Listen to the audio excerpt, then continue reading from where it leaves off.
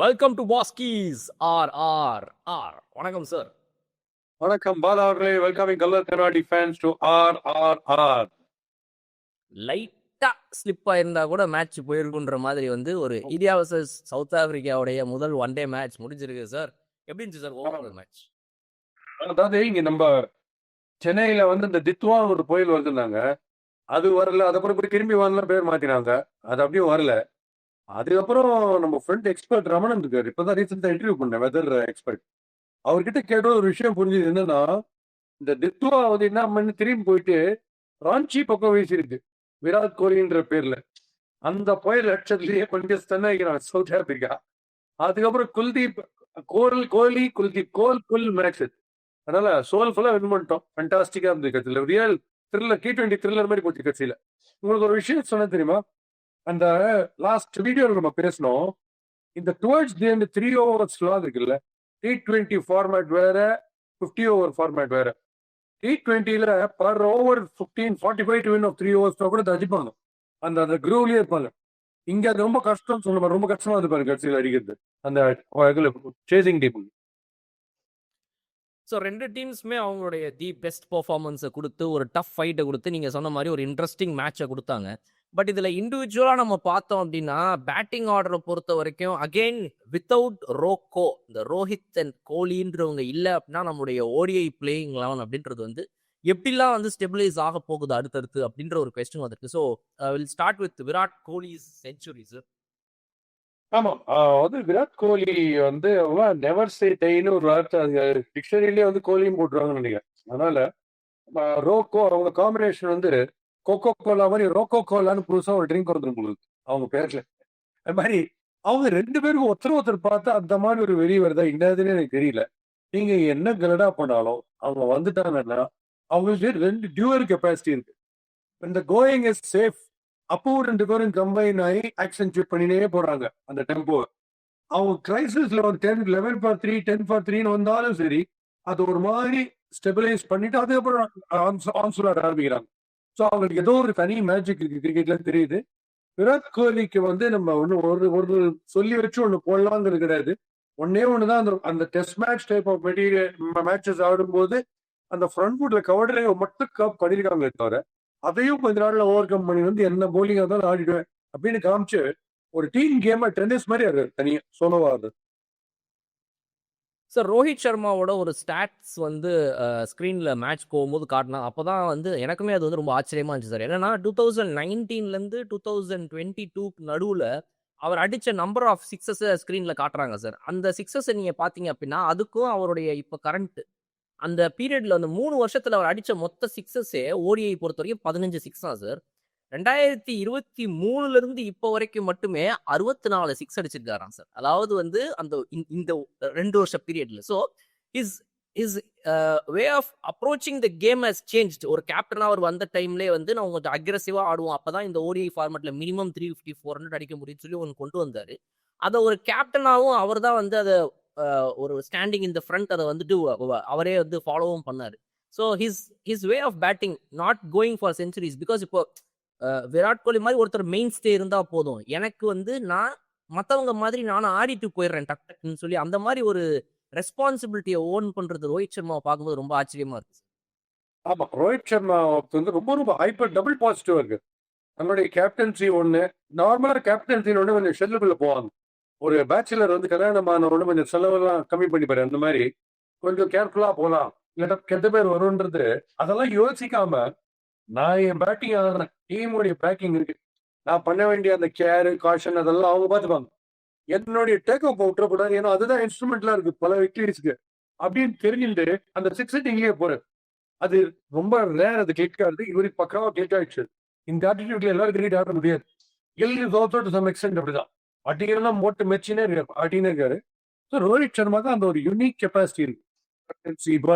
அப்புறம் field setting, polling சேஞ்சஸ்ல பண்றது, தன்னுடைய பேட்டிங்கை எப்படி ஆடணுன்றது எல்லாத்தையுமே. இத்தனைக்கும் அவருமே நிறைய வாட்டி இந்த புல் ஷாட்ல அவுட் ஆனா ரைட், அதெல்லாம் மீறி அவரால் அவ்வளவு ஃபாஸ்டா கம்பேக் கொடுத்துனே இருக்க முடியுது. Mental makeup is very good.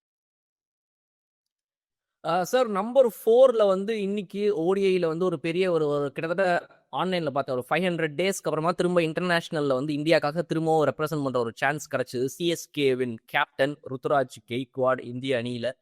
And ஓடிஐல ஒரு நல்ல ஸ்லாட் அவருக்கு ஓப்பனிங் இல்லாம நம்பர் 4 ஸ்லாட். பிகாஸ் அது ஒரு சின்ன வேகன்சி இருக்கு. ஸ்ரேயஸ் ஐயருக்கு ஒரு கேப், கேஎல் ராகுல் வந்துட்டு கொஞ்சம் பின்னாடி ஆடுறாருங்கும்போது அந்த நல்ல slot. But unfortunately for a very good catch by அவரோட சிஎஸ்கே உடைய ஓன் டீம்மேட்டான நம்மளுடைய டெவால்ட் பிரெவிஸ், அவர் பிடிச்ச கேட்ச்ல வந்து அவுட் ஆயிட்டாரு. But how do you see Ruturaj Gaikwad at number 4 going forward? ஒரு 2-3 மேட்ச் ட்ரை பண்ணா அவர் எப்படி ஆடுவார்னு நினைக்கிறீங்க சார்? பிஃபோர் தட் சிஎஸ்கேலயே காம்படிட்டிவ் ஸ்பிரிட் எப்படி இருக்குன்னு பாருங்க. இவர் ஸ்லாஷ் பண்ணி பிரெவிஸ் கேட்ச பிடிச்சாரு, அவர் ஸ்லாஷ் பண்ணி ருத்ராஜ் கெய்க்வாட் கேட்ச பிடிச்சாரு. பட் ரெண்டுத்துக்கும் ஒரு டிஃபரன்ஸ் இருக்கு.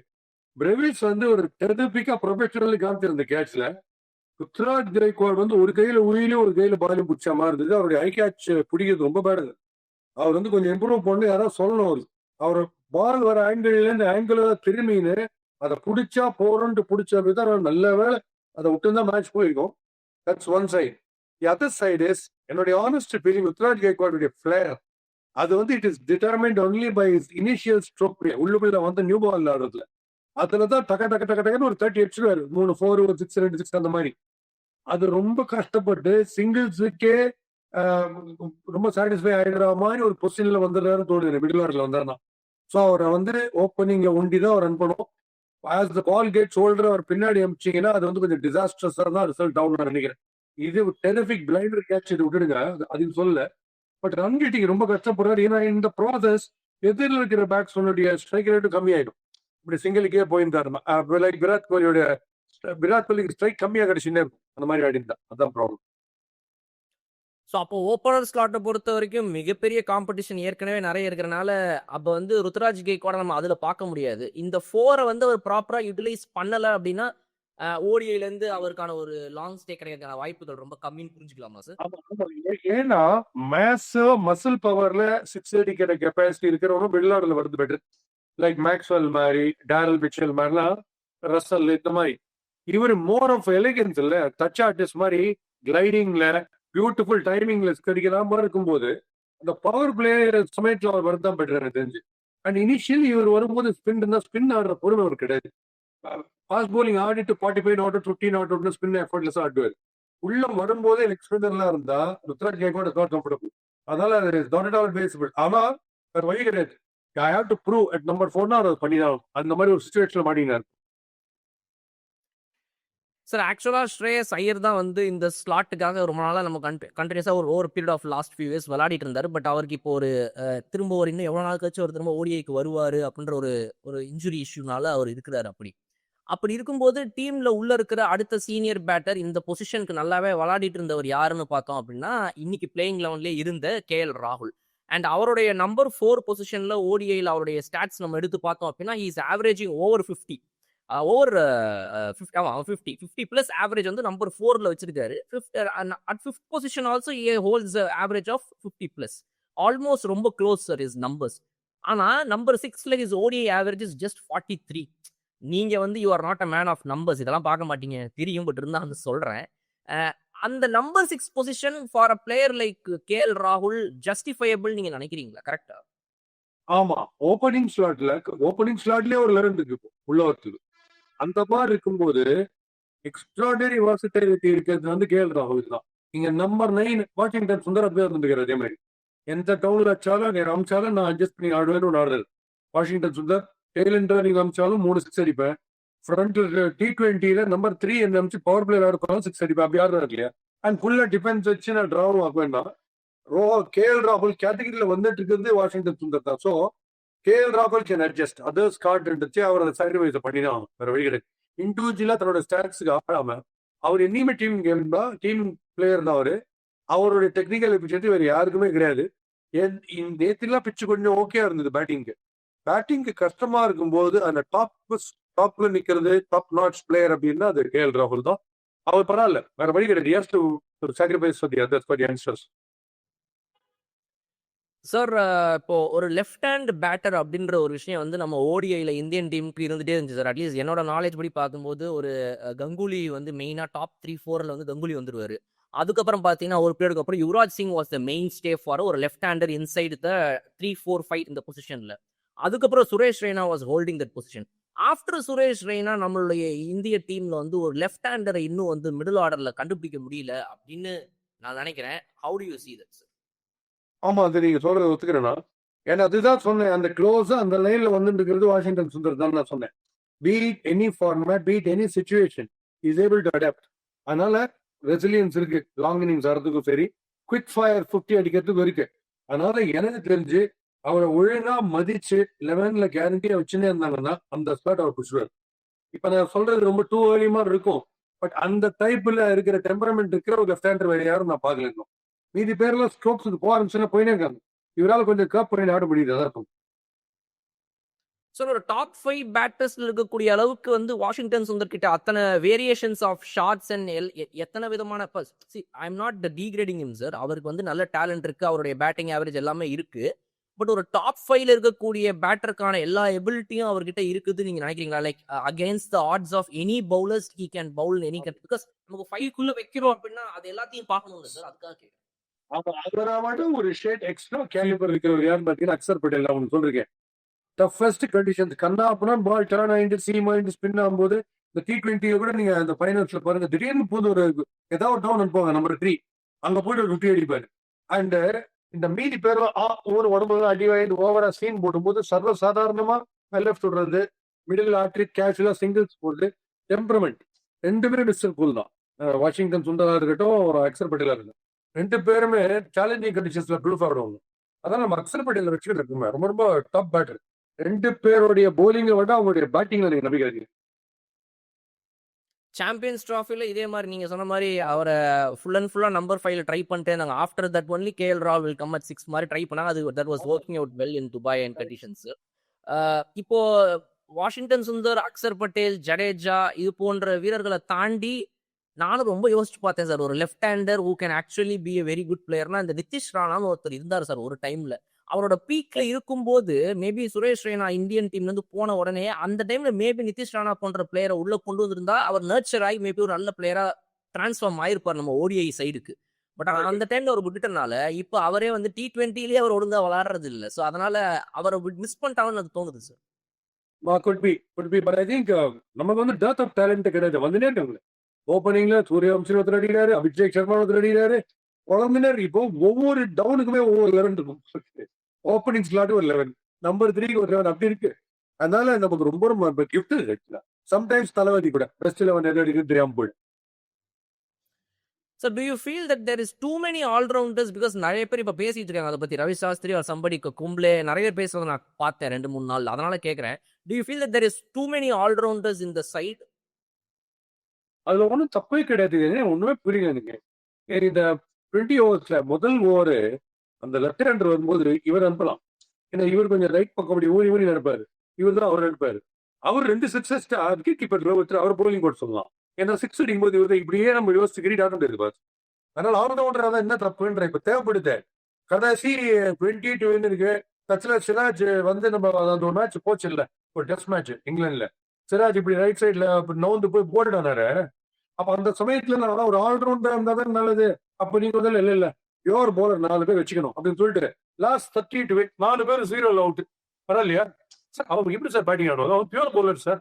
அப்ப பேட்டிங் ஓடும் இல்ல, எப்படி எங்கேயும் போவீங்க இருக்கு?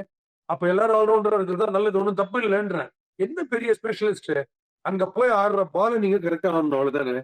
இது டூ மெனி ஃபேக்டர்ஸ் மைண்ட்ல வச்சு கிரிக்கெட் ஆடி ஓவர் ஸ்பெஷலைசேஷன். 3வது பால் இவர் அக்ராஸ் போறாரு எவ்ரி ஓவர், அதனால இந்த ஒரு ஃபீல்டர் வச்சுக்கிட்டு ஓவரா டெக்னாலஜி அனலைஸ் பண்ணி பண்ணி பண்ணி பண்ணி கேமோட ஸ்பான்டினிட்டி கத்துன்னு போயிட்டே இருக்காங்க. ஒரு கப்பில் தேர்லாம் திருப்பி வரணும்னா நம்ம எல்லாம் நேச்சுரலா ஆகணும் கிரிக்கெட்ல. ரொம்ப யோசிச்சுனே இருக்கக்கூடாது. இதெல்லாம் 15 பேர் ஆல்ரவுண்டர் தான் நமக்கு நல்லதுதான். பிகாஸ் எனி டைம் எந்த சுச்சுவேஷன் வேணா எப்படி வேணா அமையும். சேலஞ்சிங் விக்கெட் கிடைக்கும், பவுன்சரி விக்கெட் வரும். ஒரு பவுன்சரி விக்கெட்ல நல்லா பேட்டிங் பவுன்சர்ஸ் ஆடு தெரிஞ்ச ஒரு நம்பர் 11 போனா என்ன தப்பு? ஹர்ஷித் ராணா நம்பர் 9 போயிட்டு நம்பர் 11 10 போயிட்டு டம்மால் ஒரு 4 6 அடிக்கிறாங்கன்னா ஒரு பேட்டிங்க்கு பார்த்தீங்கன்னா ரொம்ப யூஸ்ஃபுல்லா போறது மேட்ச்க்கு. அது டெஸ்ட் மேட்ச் இருந்தாரு எங்க இருந்தாரு. அதனால நம்ம அப்படி பார்க்க வேண்டியது. அவங்களோட இருந்தா ஒன்றும் தப்பு இல்லை எனக்கு தோணுது. அஸ் லாங் அஸ் அவங்க ஒரு ரோல்ஸை கரெக்டா பண்ணா போறோம். என்ன இல்லை குறைய போலிங் கூட வேணாம். ஐயோ போலிங் வேற ஒரு போய் வேணாம் எடுக்க வேணாம். என்ன இது பத்தியத்த மாதிரி நிறைய டேலண்ட் இருந்தா தப்பா?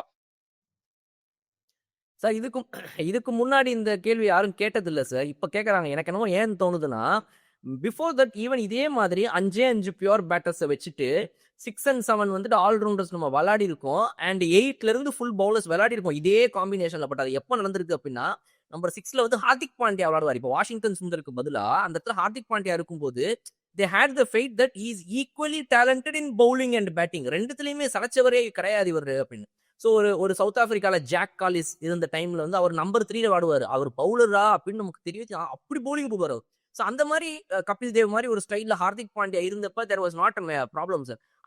அவரை போன்ற ஒருத்தர் வந்து நம்ம ஓடிஐ சைட்ல மிஸ் ஆகுறது வந்து ஒரு பெரிய இம்பேலன்ஸ் லைட்டா கிரியேட் பண்ணுதும் எனக்கு தோணுது sir. What to you see? ஆமா, இது ஏன்னா என்ன பொறுத்தவரைக்கும் ஹர்திக் பாண்டியா டெஸ்ட்ல மட்டும் இருக்கிறது. மீதி 2 ஃபார்மேட்ல கண்டிப்பா ஹர்திக் பாண்டியா ஆகுது. அவர் வந்து வெல் ஆஃப் கோர்ஸ் இன்ஜினியர்னு வாங்க கேட்டா, நான் சொல்றேன் இதெல்லாம் விட்டுருங்க பாஸ். பிரசன்ஸ் ஆஃப் மைண்ட்னு ஒன்று இருக்குல்ல, மூளை யூஸ் பண்ண அந்த பாயிண்ட். நான் நீங்க கேபிஎன் சார் மாதிரி வந்துட்டு அந்த பாயிண்ட். இப்போ நேத்தி ஃபார் எக்ஸாம்பிள் இந்த இவர் ஆடுறாருல நம்ம யான்சன். யான்சன் வந்து நான் இன்னைக்கு சொல்ல உங்களுக்கு வேர்ல்ட் கப்லன்னு சொல்லியிருக்கேன். இந்த போன வேர்ல்ட் கப்லன்னு சொல்லியிருக்கேன். அவரு 6-4 இருக்கார் ரைட். ஸோ மீதி பேருக்கு ஏதாவது ஷார்ட் அப்ல இருந்து அவர் வந்து கிட்டத்தட்ட ஓவர் பிச் மாதிரி காலை ஃப்ரண்ட்ல வச்சாருன்னா, ஏன்னா இங்கேருந்து எதிரில் பாப்பிங் கிரீஸுக்கே வச்சிருக்காரு காலை நீட்டினாருன்னா, அப்போ நீங்க எப்படி ஒரு ஆன் த ரைஸோ இல்ல ஃப்ரண்ட் ஃபுட்டோ போடுவீங்க சொல்லுங்க. அதுக்கு என்ன ஆகும் மேட்ச்? அந்த சமயத்துல பிரேக்கியா என்ன பண்ணிக்கணும், ஷிஃப்ட் கொடுத்து எல்லா பாலும் short pitch deliveries making him high of the back foot. Front foot கொடுக்கக்கூடாது. அந்த உள்ள வந்த டைட்டில் அப்படி பண்ணீங்கன்னா ஒரே ஒரு தப்பாச்சு. ஹர்ஷ்தீப் ஒரு பால் போட்டார், ஒரு பவுன்சரை போட்டு ஸ்லோவா தப்பா அடிச்சு நோமேன்ஸ் லைன்ல ஒரு கேட்ச் வந்து ஊந்துது. அதுக்கப்புறம் 2 பால் பேக் ஃபுட்ல ஜடேஜா புஷ் பண்ணும் போது அவர் அடிச்சு பவர்ஃபுல்லா வெரி டிஃபிகல்ட்டா கையை தட்டின்னு 2 கேட்ச் போச்சு கார்டன் போல்ல. ஸோ பேக் ஃபுட்ல ஒரு கிரிக்கெட் தப்பா வருது. அதை இன்னும் புரிஞ்சுக்காம இது கோச் சொல்லலையா என்னன்னு எனக்கு தெரியல. நீங்க கோட்டக்கு மஹிந்திரா நிறைய கோச்சஸ் வச்சுக்கிறீங்களே, அதுல யாருமே சொல்லலையா இவருக்கு பேக் ஃபுட்ல போர்ஸ் பண்ணுங்க டாப். இப்போ பவுன்சர்ஸ் எல்லாம் சரியா அடிக்க வராது. பட் நான் சொல்ற ஷார்ட் பால் வந்து இந்த டென்னிஸ் பால்ல போடுற மாதிரி பாதி பிச்சில் போட்டு நான் பேக் ஃபுட் போட்டேன் அதெல்லாம் வெளியிடுவாரு. அது சொல்லல. குவிக்கா ஹரி பண்ணணும் பேக் ஃபுட்ல. ஒரு பிரசிடால முடியும், ஹர்ஷித் ராணாவில் அந்த பவுன்சர் போட முடியும்.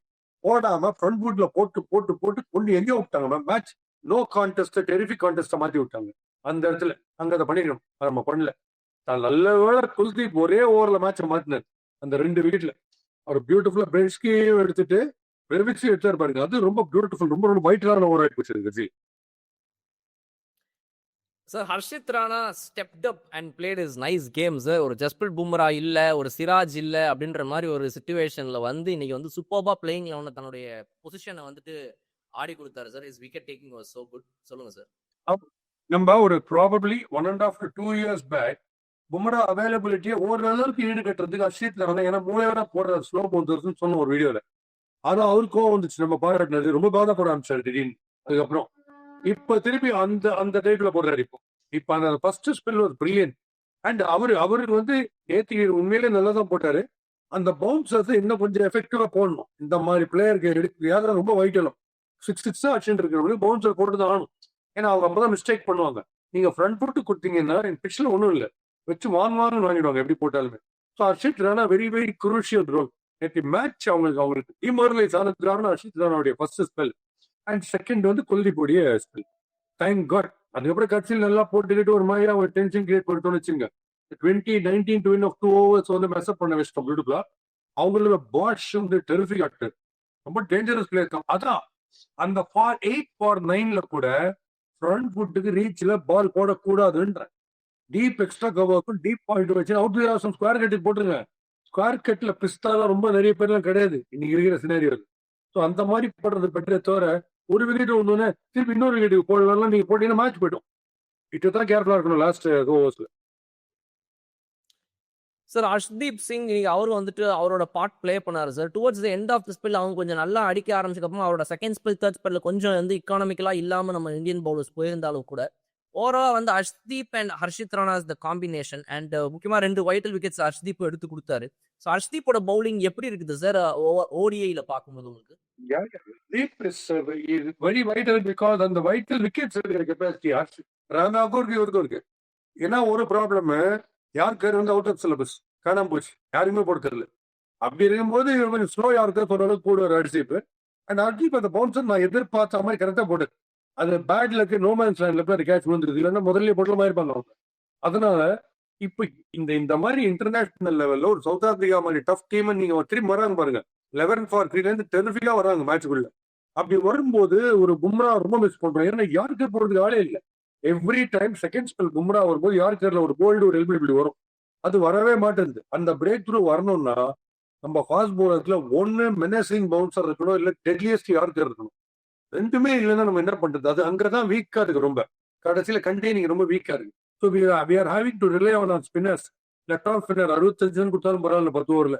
ஆனா அவன் ஜடேஜாவும் குல்தீப்பும் தான் போடணும்னு இருக்கு. பட் 65 ரன் குடிலுக்கு பிரச்சனை கிடையாது 10 ஓவர்ல.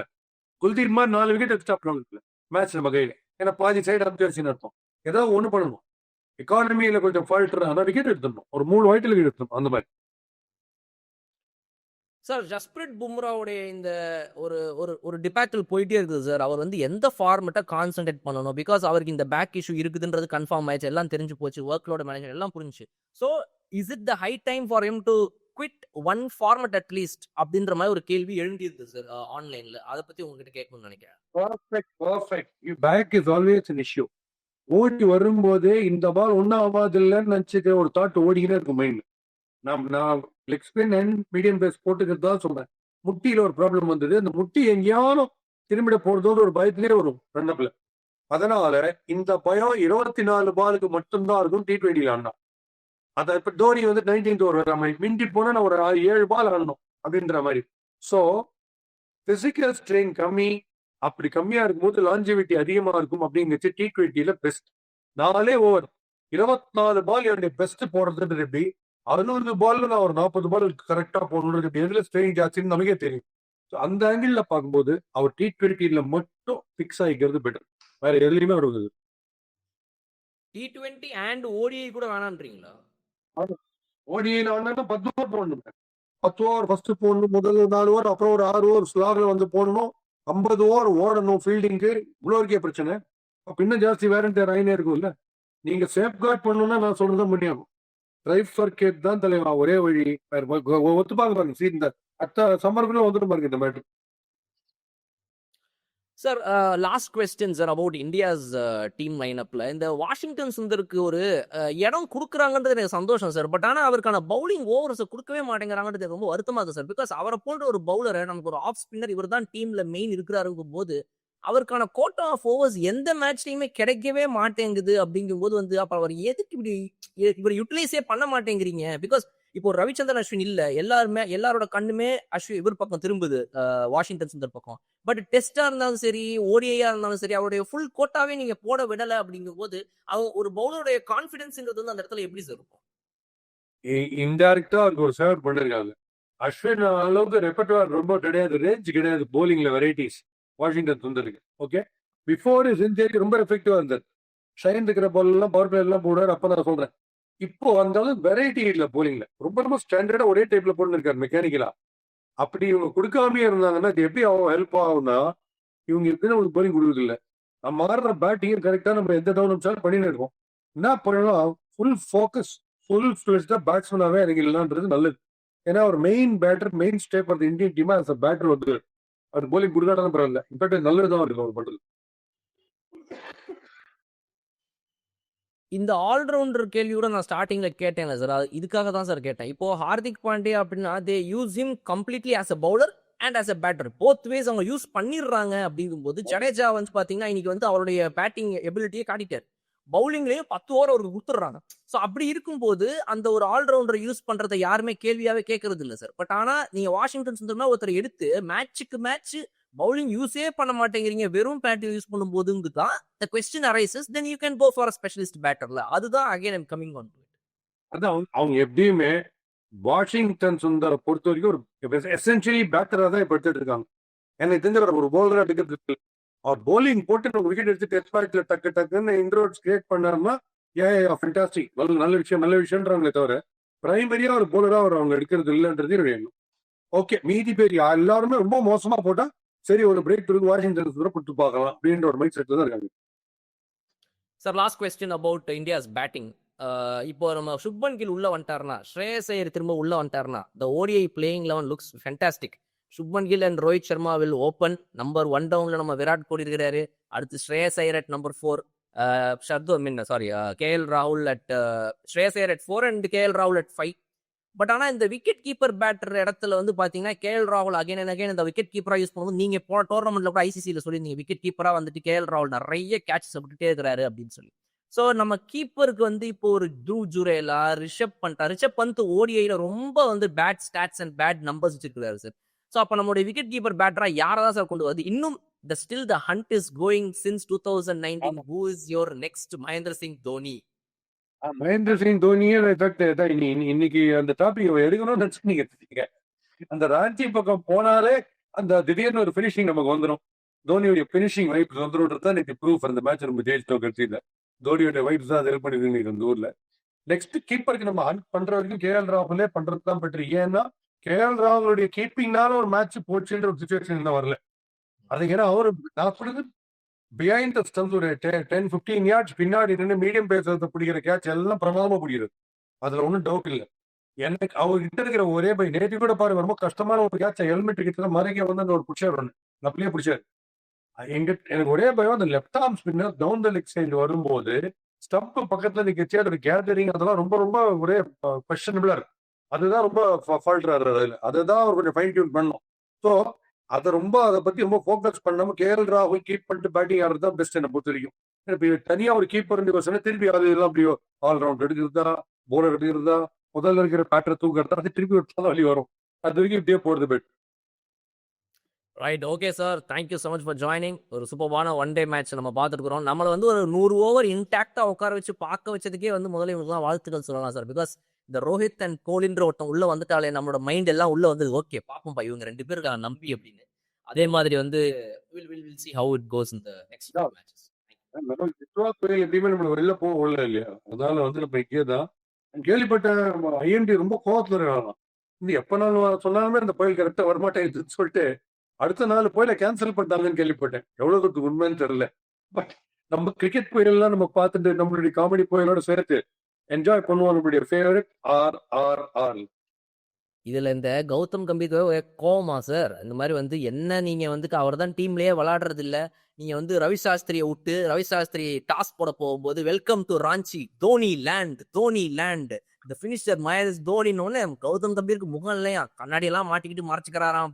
2 பாலை கையில வச்சு மேட்ச் முழுக்க பவுலிங் போட்டுக்கிறாரு சார். அவர் டக்அவுட்ல உட்காந்து இப்படி பாலை உருட்டினே இருக்கிறாரு. சரி உள்ள போய் போடுங்க சார் அப்படின்னா 2 பாலை வச்சு கண்ணை முடிக்கிறாரு. எப்பெல்லாம் தோனியை வந்து ஸ்கிரீன்ல காட்டுறாங்களோ அவர் கை காட்டுறோம் அப்பெல்லாம் அவர் கண்ணை முடிக்குது. அந்த மாதிரி ஒரு பிரச்சனை. ஆமா, அத நடுவில் கவாஸ்கர் லைட்டா சிந்து பாடிக்காரு யோசிச்சிங்களா? இல்ல கம்பீர திட்டீங்க நீங்க இந்த இதுல வந்து சாம்பியன்ஸ் ட்ராஃபி, ஏஷியா கப் அதெல்லாம் வச்சிங்களே, அப்படியே நீங்க திட்டல? இப்ப மட்டும் ஏன் ரெட் பால் மட்டும் திட்டுறீங்க கம்பீர அப்படின்னு செல்லமா இருக்கும். ரொம்ப நியூட்ரலா இருக்காரு கவாஸ்கர். எனக்கு ஒரே ஒரு கேள்வி தான், ரிஷப் பண்ணிட்டு டெஸ்ட் மேட்ச்லயும் ODI T20 போட்டு வாங்குவாங்கன்னு வந்து பயங்கரமா போராட்டினீங்க. ஒரே ஒரு டெஸ்ட் மேட்ச் அவுட் ஆனதுக்கு ஸ்டூபிட்னு கக்கினே இருந்தீங்களே, அதான் முதல்ல நல்லா இருந்தாரு. அப்பதான் ஸ்டூபிட் திட்டம் பாராட்டிட்டு இப்ப இருந்துட்டீங்க அப்படின்னு நான் கேட்கிறேன். இது ஒரு பதில் சொல்லுங்க. Wonderful question sir. இந்த கொஸ்டின் கௌதம் கம்பீருக்கும் சேரும், சுனில் கவாஸ்கருக்கும் சேரும். ஏன்னா வந்துட்டு அவங்க எதுக்கு ஒரு தோல்வியை பத்தி கேக்குறீங்கன்னு பிரஸ் கான்ஃபரன்ஸ் ஒரு கோச் கோவப்படுறதுங்கிறது வந்து எனக்கு சரியாவே பரவாயில்ல சார். நான் இந்த மேட்ச் ஜெயிச்சு கொடுத்துருக்கேன், அந்த ஸ்டாட்ஸ் எல்லாம் பாக்குற நமக்கு தெரியாதா சார்? ஒரு கோச்சா நீங்க அங்க உட்காந்துட்டு நான் தான் ஒரு கோச்சாக உங்களுக்கு சாம்பியன்ஸ் ட்ராஃபியை ஜெயித்து கொடுத்தேன், நான் தான் ஒரு கோச்சாக ஏசியா கப்பை ஜெயித்து கொடுத்தேன், இதெல்லாம் எதுக்கு சார் நீங்க சொல்லணும்? நல்ல சீட்ஸ் தோத்து போயிட்டீங்க ஹோம்ல. ஆமா, நீங்க ஒயிட் பால்ல நீங்க நல்ல கோச் இல்லன்னு நாங்க சொல்ல ஆர்குமெண்ட்டுக்கே வரேன். ஏன்னா நீங்க KKR டிராபி அடிக்க வச்சுக்கீங்களே, பெரிய விஷயம். நீங்க ஒயிட் பால்ல பிஸ்தா ரைட்டு, ரெட் பால்ல பேசுற உடனே சொல்லி இங்கிலாந்து சரி தாங்க லெவல் பண்ணதையே நீங்க தாக்கி கொடுக்குறீங்களா? நாங்க ஜெயிச்சதா? எனக்கு புரியல. சரி, ஹோம் கண்டிஷன் உங்க ஊரு உங்க பேட்டரை ஒருத்த டப்பு டிப்புன்னு ரவுடி அடிக்கிற மாதிரி அந்த அடிக்கிறாங்க, அதுக்கு என்ன பண்ண முடியும்? அதை சொல்லுங்க ஃபர்ஸ்ட். ஏன் ஒத்துக்குறேன்? எனக்கு ரெட் பால் சூட் ஆகிறேன் ஒத்துங்களா? நல்லா என்ன ஆயிடுச்சு உங்களை ஒயிட் பால் உங்க மரியாதை என்ன இன்டாக்டா வச்சுக்கலாம். அதை நீங்க அதான் சொல்லுங்க. ரைட் சார், நம்ம 2வது மேட்ச் வந்து சந்திப்போம். Thank you so much for joining sir. எப்படி யார்ட்டையா சொல்லி கொஞ்சம் கவாஸ்கர் மைக் கொஞ்சம் ஒழிச்சு வச்சிருக்கீங்க ப்ளீஸ். ரொம்ப நாளா பேசுறேன். Thank you sir. See you on the next very much. மறுபடியும் சந்திப்போம்.